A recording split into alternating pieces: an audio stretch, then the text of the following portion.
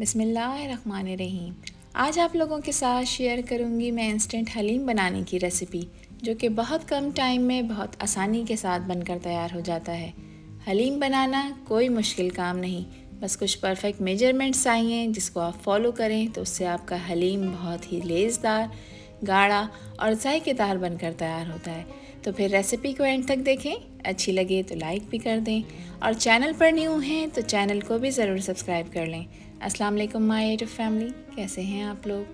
खुश रहें, आबाद रहें, जहाँ भी रहें हंसते मुस्कुराते रहें। मैं हूँ हादिया और वेलकम करती हूँ आप लोगों को कुकिंग सीक्रेट्स विद हादिया में।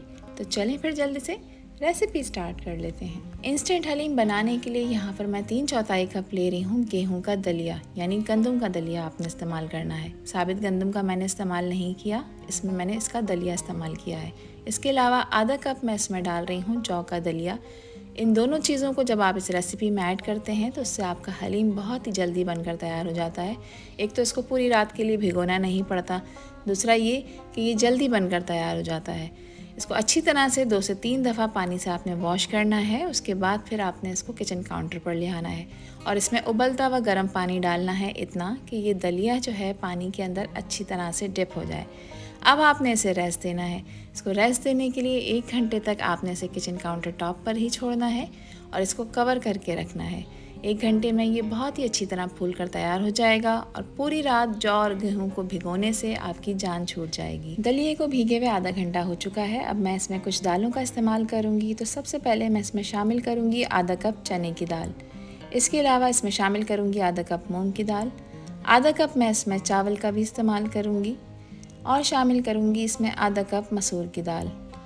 आधा कप ही मैं इसमें डाल रही हूँ माश की दाल। दालों की क्वांटिटी आपने सेम रखनी है। घर में देखें कोई चाय पीने वाला कप होता है, जैसा कि आपको वीडियो में नज़र आ रहा है, इसी तरह के कप की मेजरमेंट करते हुए आपने चारों तरह की दालों का इस्तेमाल करना है और आधा कप उसमें चावल मिलाने हैं। इनको अच्छी तरह से साफ़ कर लिएगा, क्योंकि इसमें कभी कोई कंकर या कोई कचरा वगैरह होता है, उसको आपने निकालना है। 2 से 3 दफ़ा अच्छी तरह पानी से वॉश करने के बाद इसमें भी मैं उबलता हुआ खौलता हुआ पानी डाल रही हूँ, जैसा कि आपको वीडियो में नज़र आ रहा है। इसको भी मैं आधे घंटे का रेस्ट दूँगी। दलिए को भीगे हुए देखें 1 घंटा गुजर चुका है और आप यहाँ पर देखें ये बहुत अच्छी तरह से फूल चुका है। इसका एक्स्ट्रा पानी मैंने फेंक दिया था, दालों का सारा एक्स्ट्रा पानी मैंने फेंक दिया था और इनको भी भीगे हुए आधा घंटा कंप्लीट हो गया है। और आप देखें बहुत अच्छी तरह से फूल चुकी हैं, साइज़ में डबल हो चुकी हैं। तो चलें अब इनको पकाने की तैयारी करते हैं। इसको पकाने के लिए यहाँ पर एक बड़ा पतीला लिया है। सबसे पहले हम इसमें शामिल करेंगे दलिया और उसके बाद मैं शामिल करूँगी इसमें दालें। दालों का सारा पानी मैंने निकाल दिया था, आपने सारी की सारी इसमें ऐड कर देनी है। अब इसमें मैं शामिल करूँगी पानी। पानी आपने इसमें 3 लीटर ऐड करना है, ठीक है। 3 लीटर यानी घर में कोई जग वगैरह होता है उससे आपने सेट कर लेना है। उसको इस्तेमाल करते हुए आपने 3 लीटर पानी ऐड करना है और इसमें शामिल करूँगी 2 अदद तेज़पत्ते और 1 दालचीनी का टुकड़ा, जो कि दरमियाने साइज़ का है।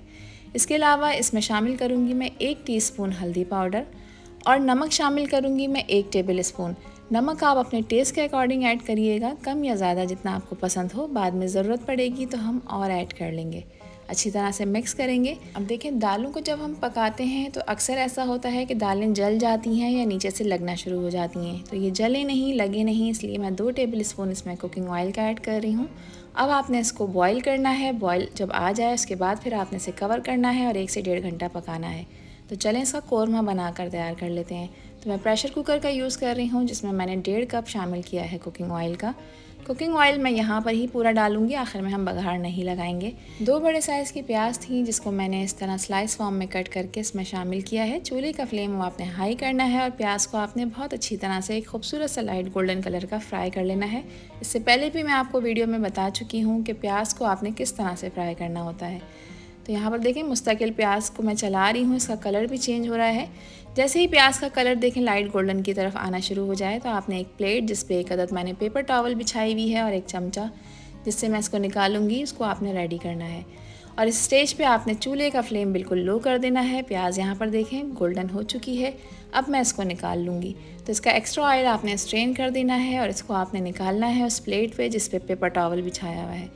प्याज का जो ये प्रोसेस होता है बहुत सेंसिटिव होता है, क्योंकि प्याज बाहर आने के बाद भी डार्क हो जाती है। अब इसी ऑयल में मैंने शामिल किया है 1 टीस्पून ज़ीरा और इसमें शामिल करूँगी मैं 2 टेबल स्पून अदरक लहसुन का पेस्ट, जो कि बिल्कुल गाढ़ा वाला है। कुछ सेकंड्स के लिए आपने इन चीज़ों को इसमें फ्राई करना है। एक अच्छी सी खुशबू आने लग जाएगी। तो मैं यहाँ पर इस्तेमाल कर रही हूँ बीफ का गोश्त, जो कि 1 किलो है। और आप देखें ये मैंने इसका कितने बड़े बड़े पीसेस इस्तेमाल किए हैं, इसलिए क्योंकि हम लेसदार हलीम बना रहे हैं, इससे रेशा अच्छा बनता है।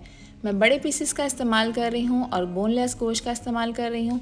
आप इनको रेगुलर कट में भी यूज़ कर सकते हैं और आप इसको हड्डियों के साथ भी इस्तेमाल कर सकते हैं। हलीम की एक रेसिपी मैं ऑलरेडी अपने चैनल पर अपलोड कर चुकी हूँ, आप वो भी जाकर देख सकते हैं कि मैंने उसको भी किस तरह से बनाया है। गोश्त को आपने हाई फ्लेम पे बहुत अच्छी तरह से भूनना है। अदरक लहसुन हमने इसमें ऐड कर दिया है। अब इसके साथ आपने इसकी बहुत अच्छी तरह से भुनाई करनी है अनटिल कि गोश्त का कलर बिल्कुल वाइट ना हो जाए। तो यहाँ देखें गोश्त वाइट हो चुका है। अब इसमें मैं कुछ मसाले ऐड कर रही हूँ। 1 टेबल स्पून शामिल करूँगी नमक, 1 टेबल स्पून शामिल करूँगी कुटी लाल मिर्चें। इसके अलावा 1 टेबल स्पून इसमें लाल मिर्चों का इस्तेमाल करूँगी और 1 टेबल स्पून इसमें शामिल करूँगी हल्दी। 2 टेबल स्पून मैं इसमें डाल रही हूँ कुटा हुआ धनिया, जिसको मैंने मिक्सी जार में कूट लिया है। हाफ़ टी स्पून मैं इसमें ऐड कर रही हूँ गरम मसाला पाउडर। ये मेरा होममेड गरम मसाला है, स्ट्रॉन्ग है, इसलिए हाफ़ टी स्पून ऐड किया है। आप लोग 1 टीस्पून तक इसमें ऐड कर सकते हैं। अच्छी तरह से मिक्स कर लेंगे। मसालों को भी आपने 1 से 2 मिनट तक भून लेना है। अब इसमें मैं शामिल कर रही हूँ दही मैं यहाँ पर 300 ग्राम ले रही हूँ, यानी 1 पाव से ज़्यादा। दही को मैंने बहुत अच्छी तरह से फेंट लिया है और सारा का सारा दही मैं इसमें शामिल कर दूँगी। अब दही ऐड करने के बाद आपने इसको अच्छी तरह से मिक्स करना है। और जो प्याज मैंने फ्राई कर बाहर निकाल ली थी, उसके मैंने 3 हिस्से बनाए हैं। 1 हिस्सा गार्निशिंग के लिए रख दिया है, 2 हिस्सों को क्रश करने के बाद मैंने इसमें ऐड कर दिया है। अच्छी तरह से इसको मिक्स करेंगे। अब गोश्त जाहिर सी बात है कच्चा है और इसके मैंने बड़े पीसेस इस्तेमाल किए हैं, इसको गलने में टाइम लगेगा। तो इसमें मैं 2 लीटर पानी ऐड कर रही हूँ। पानी की क्वांटिटी आपने इतनी ही रखनी है जितना कि मैं आपके साथ शेयर कर रही हूँ, ताकि आपको बाद में पानी ना मिलाना पड़े। अब इसको कवर लगाएंगे और इसको गलाएंगे। मैं प्रेशर कुकर में इसको पका रही हूँ, तो तकरीबन 2 से ढाई घंटे मैं इसको पकाऊंगी। विसिल चलने के बाद, जब तक विसिल ना आए आपने चूल्हे का फ्लेम हाई रखना है। उसके बाद आपने चूल्हे का फ्लेम लो मीडियम की तरफ कर देना है। जब इसमें विसिल आ जाए उसके बाद अब 2.5 घंटे तक आपने इसको अच्छी तरह से पकाना है। क्योंकि मैंने बड़े पीसेस के गोश्त का यूज़ किया है, इसलिए इसको 2.5 घंटा लगेगा। दालें और गोश्त जब तक पक रहा है, जब तक मैं एक मसाला तैयार कर रही हूँ, जिसके लिए 7 से 8 अदद ली हैं मैंने लौंगें, 1 छोटा टुकड़ा है जायफल का, 1 फूल है जावित्री का, इसके अलावा 1 इंच का दालचीनी का टुकड़ा है, 1 बड़ी इलायची मैंने इस्तेमाल की है, 4 अदद हैं सब्ज़ इलायचियाँ, 1 टीस्पून है ज़ीरा और हाफ़ टी स्पून मैंने इसमें शामिल की हैं साबित काली मिर्चें। इन तमाम चीज़ों को आपने मिक्सी जार के अंदर ऐड करना है। इसको कवर करेंगे और इसको दरदरा सा पीस लेंगे। ठीक है, इस तरह से आपने इसका एक पाउडर बनाना है। जो इलायची वगैरह का छिलका होता है उसको आपने रिमूव कर देना है। दालों को पकते हुए यहाँ पर 1.5 घंटा गुजर चुका है। मैंने इसको लो फ्लेम पे पकाया है। देख लेते हैं कि इसकी क्या कंडीशन है। तो दालें देखें माशाल्लाह से बहुत अच्छी तरह से गल चुकी हैं। इसकी कंसिस्टेंसी भी आप चेक करें कि ना ये बहुत ज़्यादा गाढ़ी हुई हैं जो हमें इसको पीसने में मसला हो, या फिर ये बहुत ज़्यादा पतली नहीं है कि हमें इसमें पानी मिलाना पड़े। इसी तरह की कंसिस्टेंसी आपने रखनी है। इसको हम थोड़ा सा ठंडा करेंगे। अब इसमें से जो ये तेज़पात मैंने इसमें ऐड किए थे, ये आपने निकाल देने हैं। ठीक है, इनका काम ख़त्म हो गया। इसकी जो खुशबू जायका था वो हमें मिल गया है। अब चेक कर लेते हैं हम अपने कोरमे को। तो कोरमे को भी यहाँ पर 2.5 घंटे हो चुके हैं। कोरमा देखें बहुत अच्छी तरह से रेडी हो चुका है। अब इसके ऊपर जो आपको ये शोरबा नज़र आ रहा है, ये मैं सारा का सारा शोरबा निकाल दूंगी। सिर्फ 1 प्याली शोरबा आपने कुकर में ही रहने देना है। इसके अलावा आपने जितना भी शोरबा है इसमें से निकाल लेना है। इसको हम बाद में ऐड करेंगे। गोश्त अच्छी तरह से गल चुका है। इसका रेशा तैयार करना है, जिसके लिए यहाँ पर मैं ये जो दाल घोटने वाला होता है इसका इस्तेमाल कर रही हूँ। इसकी मदद से देखें बहुत आसानी से ये रेशा रेशा हो जाएगा। अगर ये नहीं है आप लोगों के पास, तो घर में जो फोक यानी कांटा होता है खाने वाला, उसकी मदद से भी आप इसको रेशा कर सकते हैं, कोई इशू नहीं है। गोश्त को देखिए मैंने प्रॉपर पकाया है। ये बहुत अच्छी तरह से गल चुका है, जिसकी वजह से आराम से रेशा रेशा हो रहा है। इसको बिल्कुल भी प्रॉब्लम नहीं हो रही है मुझे पीसने में। 3 से 4 मिनट तक जब मैं इसको इस तरह से घोटूंगी तो देखें ये बिल्कुल रेशा रेशा हो जाएगा। मैं आपको चेक करा देती हूँ। देखें गोश्त का रेशा कितनी अच्छी तरह से खुल चुका है और ये खुश्क भी नहीं है, क्योंकि मैंने इसमें थोड़ा सा शोरबा रहने दिया था और जो बाकी का शोरबा था वो मैंने निकाल दिया था। अब दालों को भी तैयार कर लेते हैं। तो दाल को पीसने के लिए भी यहाँ पर देखें मेरे पास है हैंड ब्लेंडर। आपके पास हैंड ब्लेंडर नहीं है तो ये दाल घोटने वाला जिससे मैंने गोश्त का रेशा करा है, इसकी मदद से भी आप इसे घोट सकते हैं, मगर इसमें मेहनत ज़्यादा लगती है। अगर जूसर ब्लेंडर है आपके घर में तो इसका जो ब्लेंडिंग जग होता है उसमें भी आप इसको घोट के तैयार कर सकते हैं। मेरे पास हैंड ब्लेंडर है तो हैंड ब्लेंडर को मैं 2 से 3 मिनट तक इसमें चलाऊंगी। अच्छी तरह से मैं इन दालों को पीस लूँगी। दालें यहाँ पर स्मूथ हो चुकी हैं। अब जो शोरबा मैंने निकाल कर रखा था कोरमे का, वो भी मैं इसमें ऐड कर दूँगी। सारा का सारा आपने ऐड करना है और अगेन इसको मैं एक दफ़ा पीसूँगी ताकि शोरबा और दालें जो हैं वो आपस में वेल कंबाइन हो जाएं। तो इसकी कंसिस्टेंसी को चेक करें, बेहतरीन स्मूथ से टेक्सचर के साथ ये तैयार है। जो गोश्त मैंने रेशा बना कर रखा था वो मैं सारा का सारा इसमें ऐड कर दूँगी। 1 किलो गोश्त के साथ 1 किलो ही दालें आपने ऐड करनी है। ये बिल्कुल परफेक्ट मेजरमेंट्स हैं जो मैंने आपके साथ शेयर की है। गोश्त मैंने इसमें ऐड कर दिया है। अब आपने इसको अच्छी तरह से मिक्स करना है और चूल्हे का फ्लेम अब आपने कर देना है मीडियम फ्लेम पे आपने इसे पकाना है तकरीबन 15 से 20 मिनट के लिए। जो हलीम का मसाला मैंने बना कर रखा था वो भी मैं इसी स्टेज पे इसमें शामिल कर दूँगी। जाहिर सी बात है हलीम की कंसिस्टेंसी अभी परफेक्ट नहीं है और जो मसाला मैंने इसमें ऐड किया है इसके स्पाइसेस भी अभी कच्चे हैं तो इसको पकने में टाइम लगेगा। 15 से 20 मिनट में इसे मज़ीद पकाऊंगी और इसको अगेन मैं जो ये दाल घुटने वाला होता है इसकी मदद से मैं इसको 15 से 20 मिनट तक घोटती भी रहूँगी। तो फिर आप देखिएगा कितना ज़बरदस्त सा जो है ना इसमें एक मैजिक हो जाएगा। बहुत ही लेसदार ये हलीम बनकर तैयार होगा। चूल्हे का फ्लेम आपने कभी लो कर देना है कभी मीडियम कर देना है क्योंकि इस स्टेज पे हलीम काफ़ी गर्म होगा। वक्फे से आपने इसको घोटते जाना है और 15 से 20 मिनट के बाद आप देखेंगे कि इसका टेक्सचर चेंज हो जाएगा, इसका कलर भी बहुत अच्छा हो जाएगा और आप देखें कितना लेसदार सा ये हलीम बनकर तैयार हुआ है। इस स्टेज पे अच्छे फ्लेवर के लिए मैं इसमें 2 टीस्पून ऐड कर रही हूँ चाट का मसाला जो कि इसके फ्लेवर को बढ़ा देगा। अब यहाँ पर आप माशाल्लाह से हलीम की लुक चेक करें, देखते ही खाने का दिल चाहेगा। कितना लेसदार, गाढ़ा और ज़बरदस्त सा ये हलीम बनकर तैयार है, बहुत ही कम टाइम में, बहुत आसानी के साथ। और अगर इस स्टेज पर आप लोगों को ये वीडियो पसंद आ रही हो तो वीडियो को लाइक कर दिया करें और चैनल को भी सब्सक्राइब कर लें और वीडियो को फ्रेंड्स एंड फैमिली में भी शेयर किया करें। आप सभी लोगों का दिल की गहराइयों से बेहद शुक्रिया।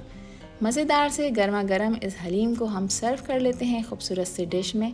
आगे मुहर्रम आने वाले हैं, मुहर्रम में हलीम बनाने पे ज़ोर ज़्यादा होता है तो इस रेसिपी को आप लोग सेव करके रख लें।